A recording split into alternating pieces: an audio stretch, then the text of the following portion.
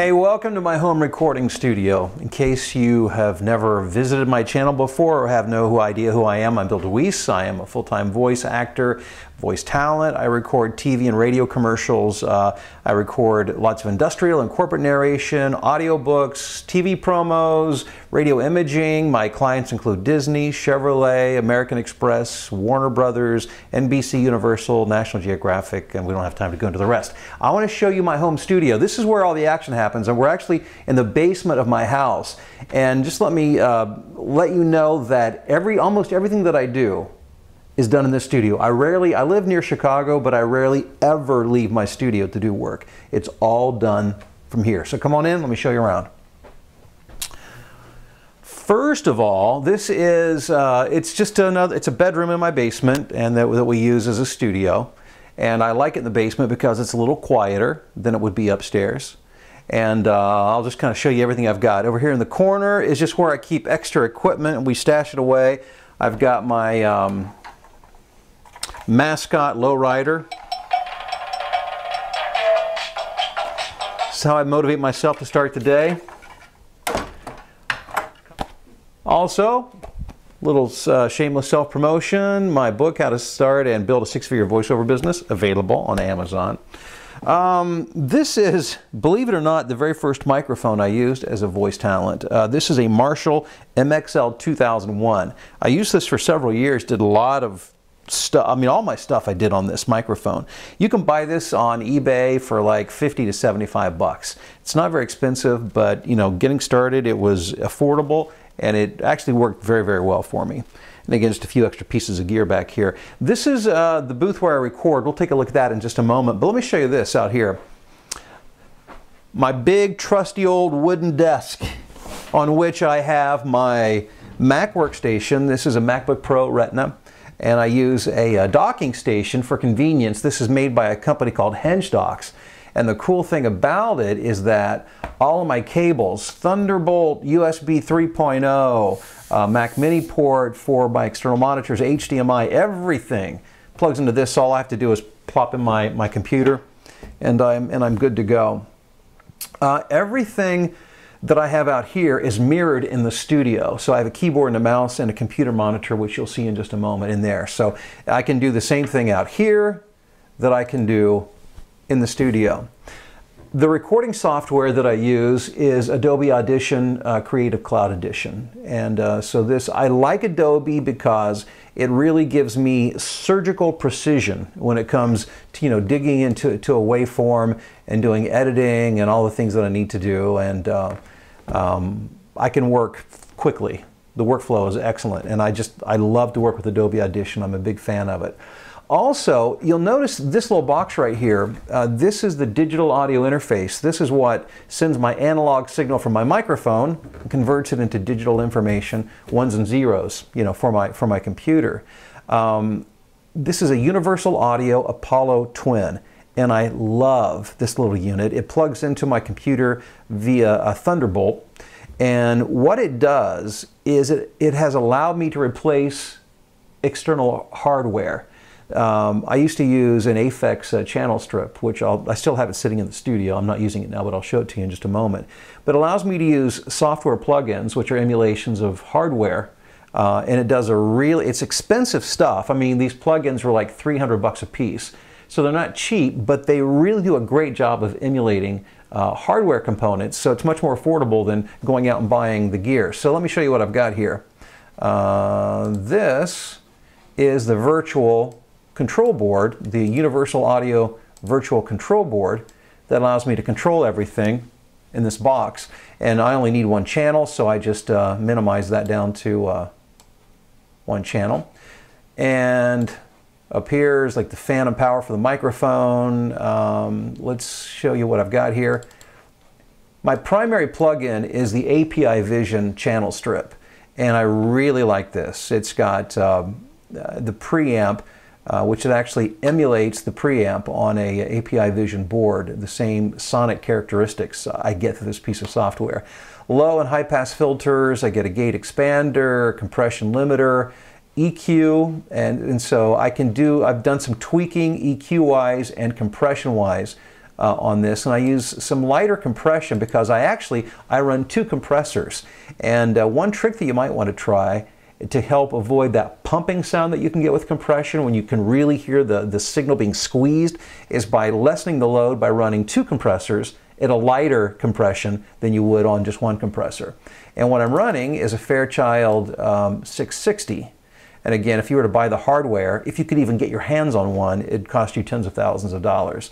But this software plugin, again, for $300, I get virtually the same thing. And so I'm running some very light vocal compression through this. And so that with the API Vision gives me just a really nice, as you can see, I mean, this is just super clean and really sweet sounding audio. My noise floor in my studio is -60 to -65 dB. So it's a very quiet studio to begin with. And with a good microphone, good interface, good processing, again, it really makes a really nice final product. And I'll show you inside the studio in a moment. But the rest of my office here, this has nothing to do with voiceovers. I play guitar, and this is a Roland VG99. They don't make these anymore, and I think I'm guessing the reason they don't is because I think they're a little complicated to learn. I've had this for several years, and I'm still trying to figure out all that you can do with it. But it actually, for those of you who play guitar, you might find it interesting. When paired with a Roland, or a guitar that has the right equipment, the right electronics, this has a Roland ready Fender Stratocaster, so I can plug into this unit, and it allows me to turn that virtually into a Fender Stratocaster, Telecaster, Les Paul, Rickenbacker, either 6 or 12 string guitar, Martin acoustic, Guild acoustic, again 6 or 12 string. It's not a cheap synthesizer thing. It's actually, it does a virtual recreation, mandolin, banjo, can do bass guitar. It's kind of mind-blowing and fun to play with. Again, nothing having to do with voiceover. But over here this reminds me of my roots. When I grew up, I used to have a big console style, it's a piece of furniture, AM radio, like an antique, that sat in my bedroom when I grew up listening to radio stations and wanting to sound like the disc jockeys that I heard on air. And so this is a reminder of really where my passion for being behind a microphone came from. My wife bought this for me. She found that, and it still works, by the way. She got that for me maybe 20 years ago or so.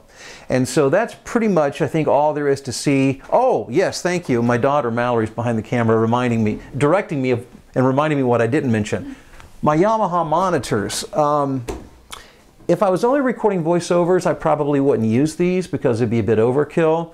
But I produce voiceover demos, and so to do that, it's important to have good reference monitors. So these are a couple of pretty high-end reference monitors that allow me to mix and do a really good job with that when I'm producing demos for voiceover clients. So, did I miss anything? Am I good? I don't think so. Okay, good. All right, well, let's move on into the studio. This is a Whisper Room, and the Whisper Room is the brand recording booth. There are several brands out there. Vocal Booth is one. Studio Bricks is another fairly well-known brand.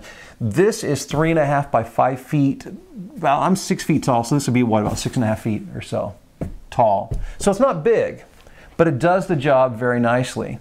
What's interesting is actually my studio is right across from my furnace room. So if you were to look over here, and excuse the mess here, we're still we haven't fully unpacked or moved in, I guess, into the house with a few things laying around. This is, well, you can't, it's dark in here. That's a furnace room. There's a furnace in there, which makes quite a bit of noise. So when I close that, that helps. When I come here and close this door, it helps some more. And when I go into the Whisper Room and close the door, minus 60, 65 dB, which is really nice. So come on in and take a look. So not only is it very quiet, it's acoustically treated. A lot of Auralex foam and some other foam in here as well, which really absorbs a lot of the extra bouncing of the sound waves. It's a very dead room in that regard. In terms of equipment I have in here, behind the pop screen, or the pop filter, is my Neumann TLM 103 microphone. This is my microphone of choice for voiceovers. A lot of people consider it to be very sterile. It doesn't color the audio. It gives a very, I guess it's more like a reference microphone. It gives you a very precise reproduction of your voice so that you can then, you or your client can work with it to make it sound in terms of processing, equalization, compression, et cetera, the way you want it to sound. So this is it's an expensive, about $1,000 microphone, and you could certainly go more expensive, but in terms of getting a really good neutral sound, it really doesn't get much better than the Neumann TLM 103. Also in here, as I mentioned before, this is essentially a mirrored setup of out at my desk. I can run my mouse in here, my keyboard. This is just a mirrored monitor of what you see out there. So I can do everything on my Mac in here that I can out there. And this is the same screen you essentially saw out there. I have a high definition Logitech camera. This is where I do my YouTube videos. This is to hold my iPhone so that when I do my live Periscope videos, and by the way, if you want to check those out, just follow me on Twitter @BillDeweese. And if you notice, let me talk about this for just a moment. This is an Aphex Master Voice channel.